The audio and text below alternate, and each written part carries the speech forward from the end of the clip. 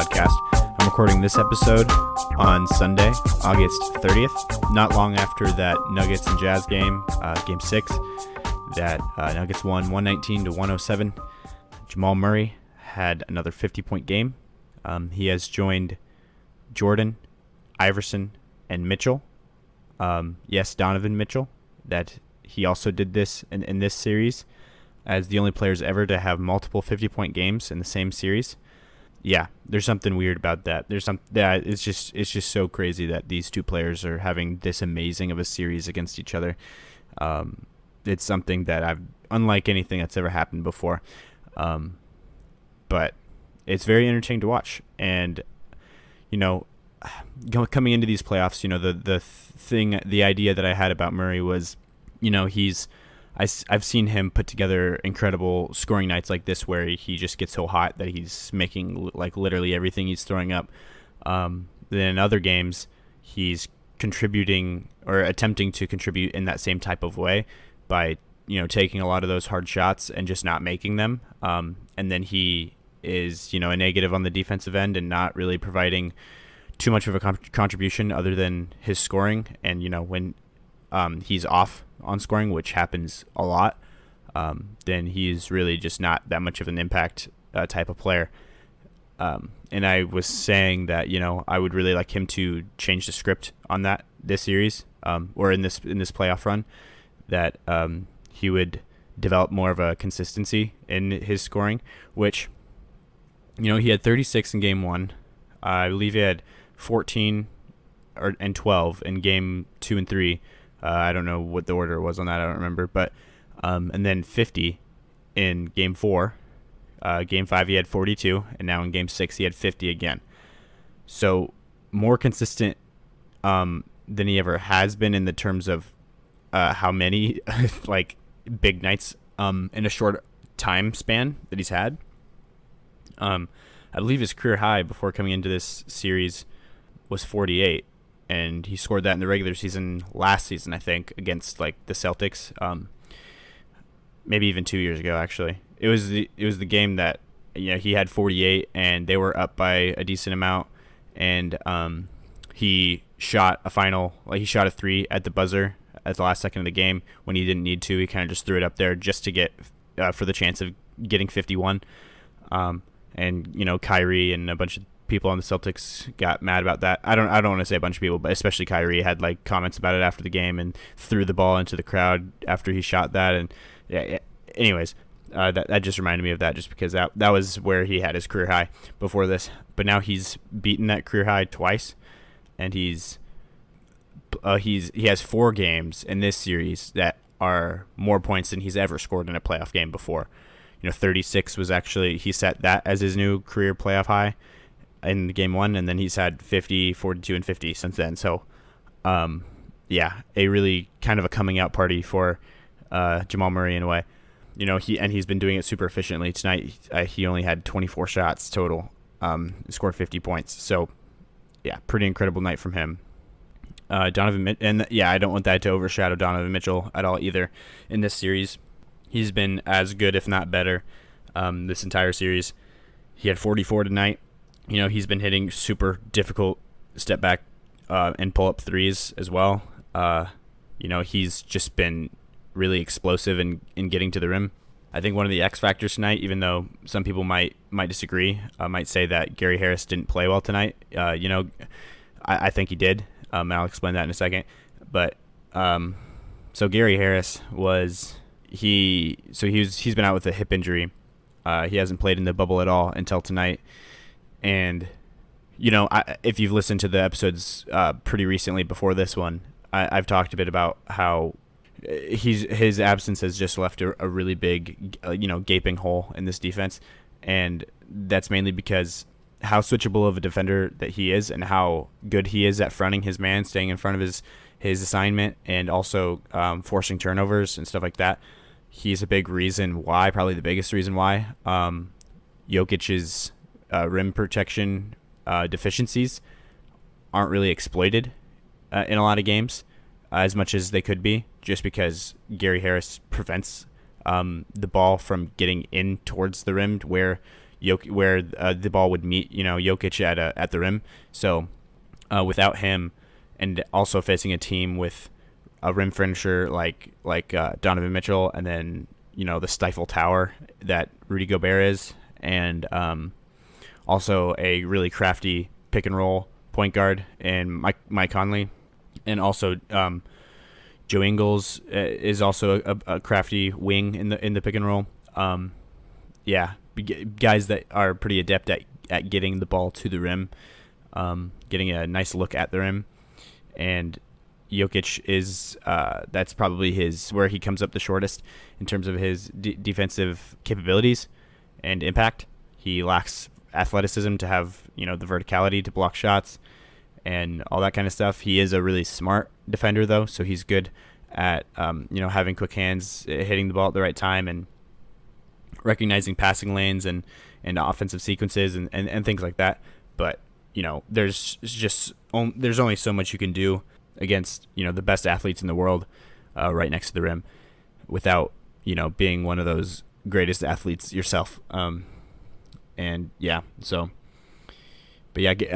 happy to have Gary Harris back. That's really what he provides for us. Some people might look at tonight as not a very productive night on the offensive end, but his capability of stretching the floor is all that we really need out there offensively, and he also is a pretty good option of handling the ball in some sets as well, and that's really all we need from him offensively.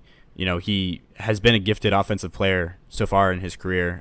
This season was by far his worst season offensively, and that's what a lot of people like Bill Simmons, like people that I listen to who don't follow the Nuggets quite as closely as I do, kind of knock him for, say that he's had a terrible season and just things like that he's been unplayable is a word that I've heard this season just because he's his offensive numbers are down. But yeah, I don't really see that as much just because of how big of a factor he is defensively. Like just even tonight, he was on a minutes restriction, and his first game back in 6 months. He only played 20 minutes, but there were multiple possessions that he got for us by knocking the ball off of an opposing player, or just poking it out, getting a steal. Playing his man like Donovan Mitchell, fronting him really well. If I'm curious to see. I haven't looked at the stats of it or anything like that, but just from watching the game tonight, how many of the offense of the Jazz's points came while Harris was on the floor versus when he was off, especially the runs. It seemed like whenever there was a run that the Jazz were going on was when Gary Harris was not in the game, and when he came in there is when the Nuggets would go on a run, just because of how many extra possessions that he provides for us. Like he's kind of like the behind the scenes type of impact player.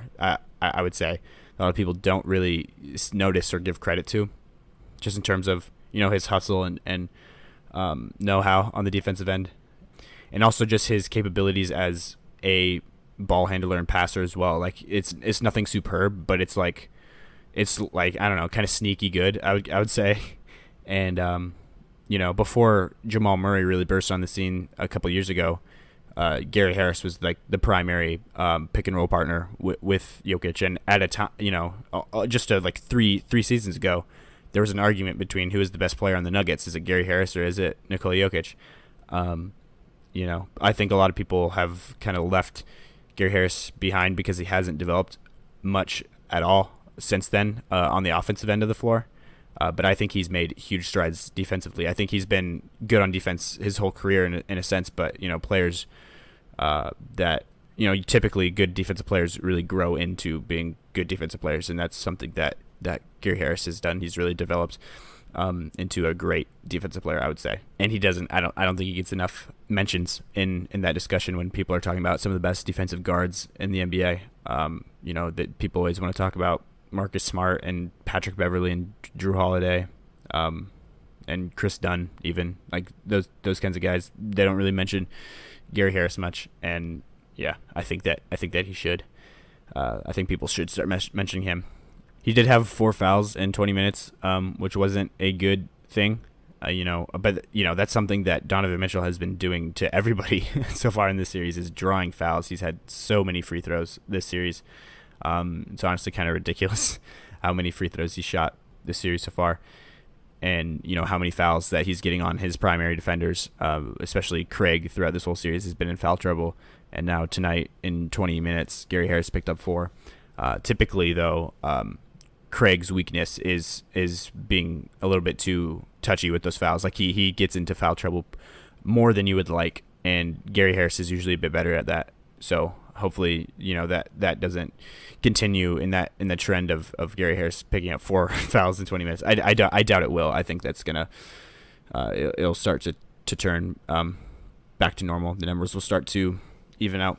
But yeah, Jokic has had a good series, I would say, for just how much attention that Gobert has been paying to him. They've for most of the series they were kind of daring him to shoot threes. They were letting him do it, and he's hit a really good clip of them. I think he's over 50% actually still on the series from 3, just right around 50, I think.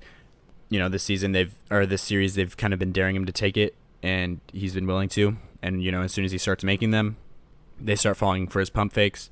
But Gobert has been a force inside this series, as I assumed he would be. I was kind of confident coming into the series just because the last couple games that the Jazz and the Nuggets played against each other, Jokic was able to kind of score on Gobert at will, or at least like a lot better than you would think Jokic would be able to score against the best post defender in the NBA. If you think about it on paper, kind of, Jokic or Gobert seems kind of like the best player to guard Jokic in the NBA, basically, I would say. I don't think there's a better option to put on Jokic, really, just because of his length. And, Jokic does so much of his work, like, rainbow floaters and scoring inside, in the low post, all that kind of things, all that kind of stuff that Gobert is really good at challenging just because of how massive his wingspan is and everything like that. So Jokic has obviously had it pretty tough this series, just based on his matchup, but he's still, he's put together a really good series. He's averaging around 25 points per game.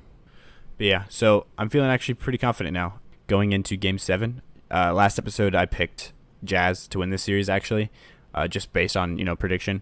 I think I might change that, just because, number one, I got to ride with my team. I can't just not pick them, especially if it comes down to one game, and we have the momentum going into it. We have Gary Harris back again, hopefully not on a minutes restriction this time. I hope we see him in there at least as much as we saw him in there this game. That's going to be huge, I think. Even in the limited minutes that he had out there, I think he made a huge impact on the defensive end. If you just saw our defensive pressure there at the beginning of the fourth quarter was outrageous. I think, they were making, Donovan Mitchell was still making like tough shots. Mike Conley was making tough shots, but the rotations and everything we had defensively putting a lot of pressure on them. And a big part of that was having Torrey Craig, having Jeremy Grant, and having Gary Harris all out there together. And, that's something that the Jazz haven't been faced with yet this series. So I'm excited to see that a little bit more. But yeah, so I picked Nuggets to pull it out in Game 7.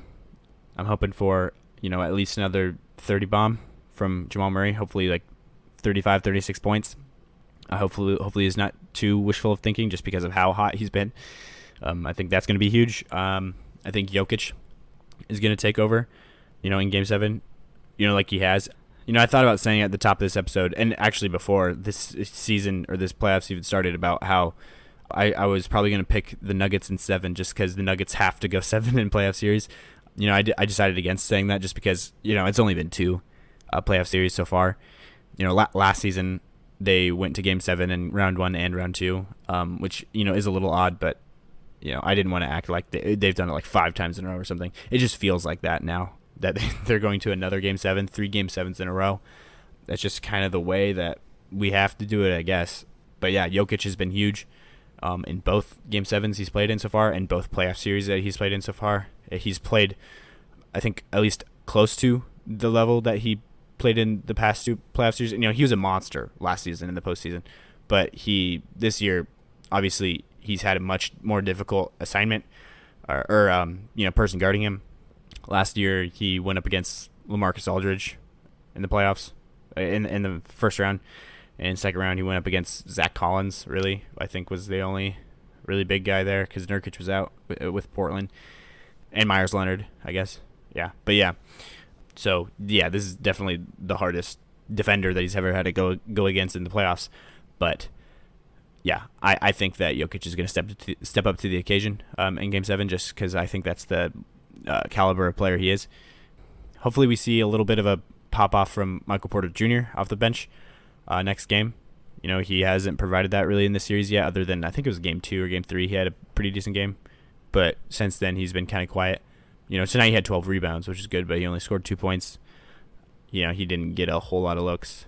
He had a few tough 3-pointers that actually kind of rimmed in and out, but he's a really special offensive talent, and I think that we're bound to see him at least do a little bit, make some big plays in Game 7. I think as long as we keep Grant, and if Grant's making his threes next game and playing defense at the level he's been playing it, Craig continues to be the defensive player that he is. Gary Harris do what he did this game, maybe a little bit better now that he's kind of getting back in the groove of things.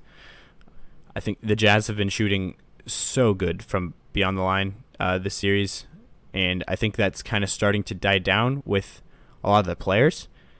Before, I think it was really all of the Jazz players that could not miss, and now it's kind of more down to Donovan Mitchell, Mike Conley, and Niang. Niang was hitting so many threes.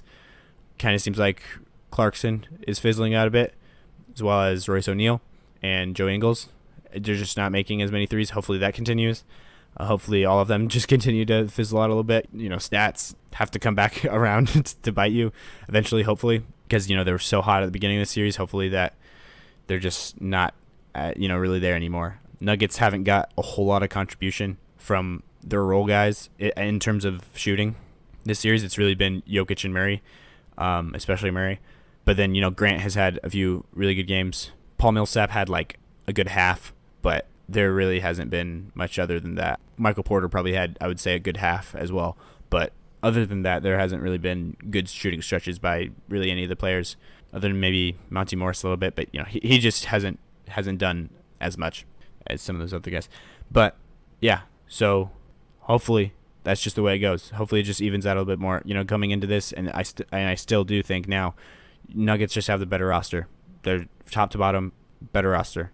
Donovan Mitchell is much better now than I thought he was before. Same with Jamal Murray. I did not know he was capable of this. If you would have told me that Jamal Murray scored 50, 42, and 50 in 3 consecutive playoff games, I'd be shocked. He's the type of player to pop off like that, but 3 games in a row, I just would never believe that. I'm he can't even have 2 good halves in a row usually, let alone 3 games. But 4 out of 6 games, he has had tremendous scoring outings. So hopefully we get one more. We just need one more for this series. Next series, Jokic against Zubats, I feel a lot better about. Zubats is a pretty good defensive player, but I think Jokic will have definitely a better outlook next series. Hopefully we won't need to lean on Jamal Murray as much, but yeah.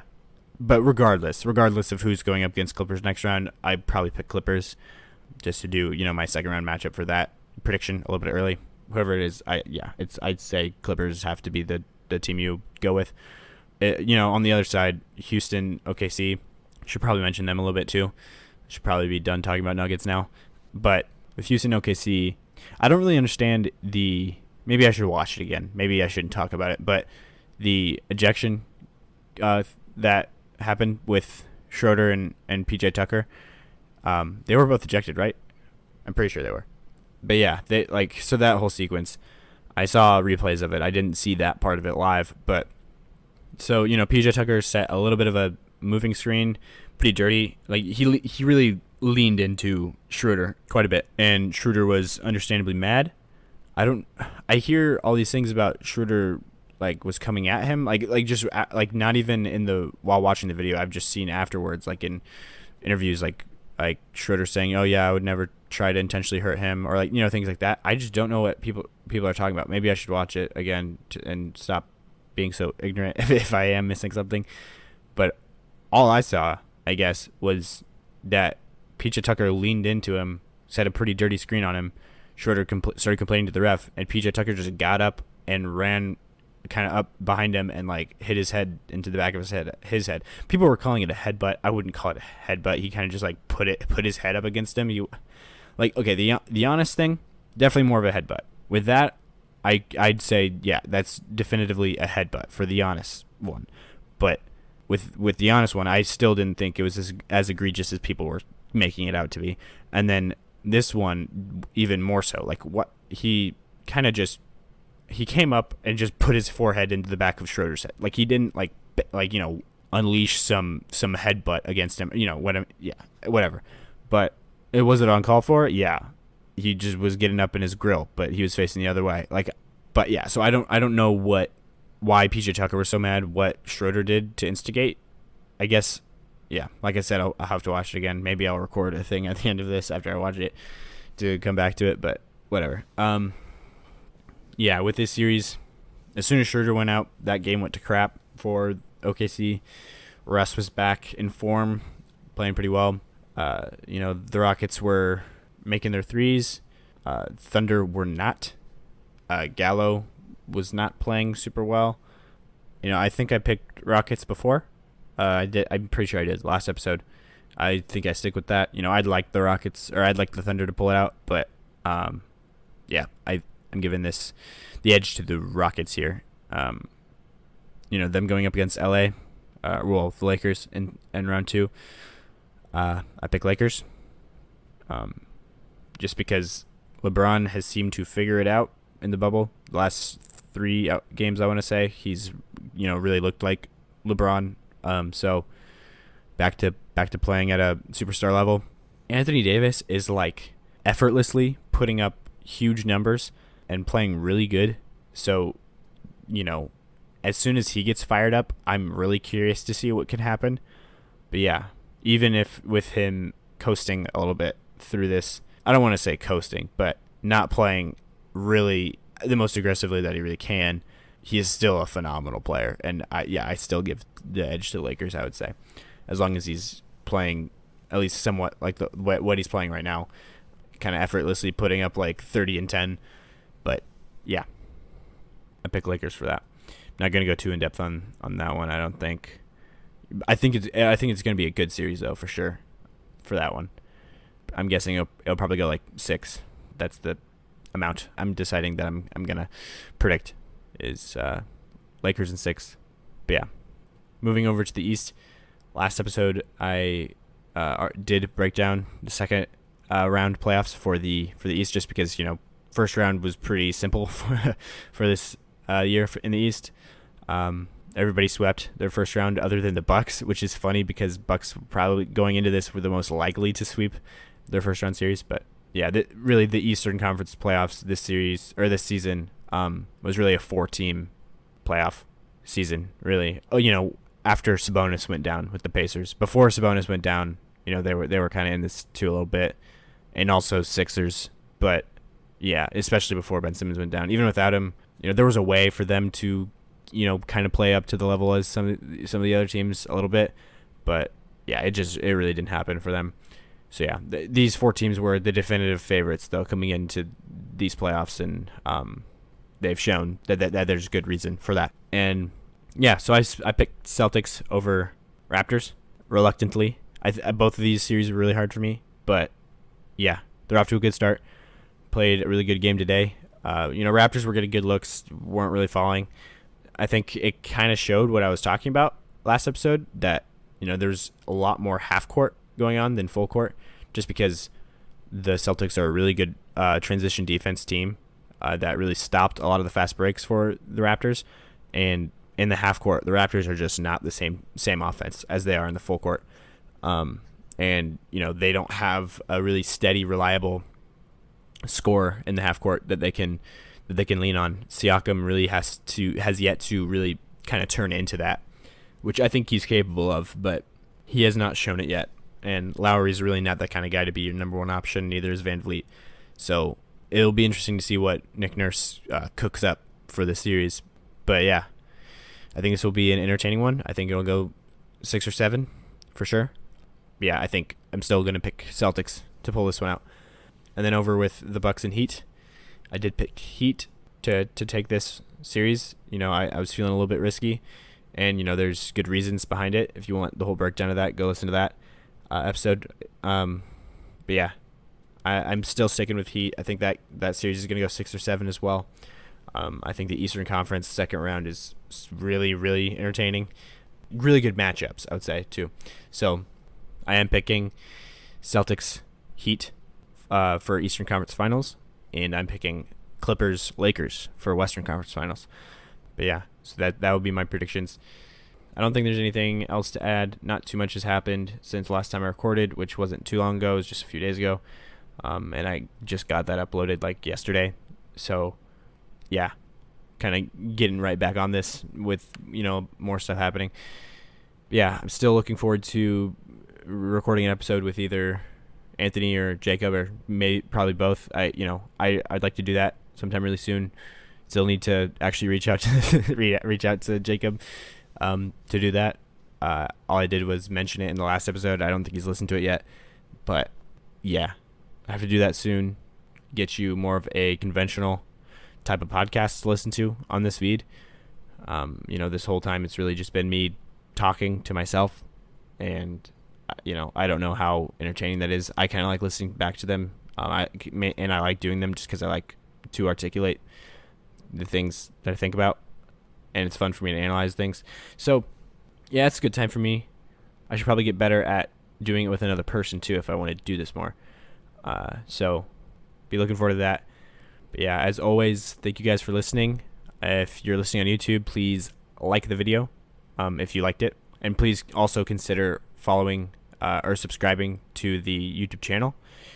And if you're listening on Spotify, please consider following the Spotify feed. But yeah, as always, thank you guys for listening, and I'll talk to you guys next time.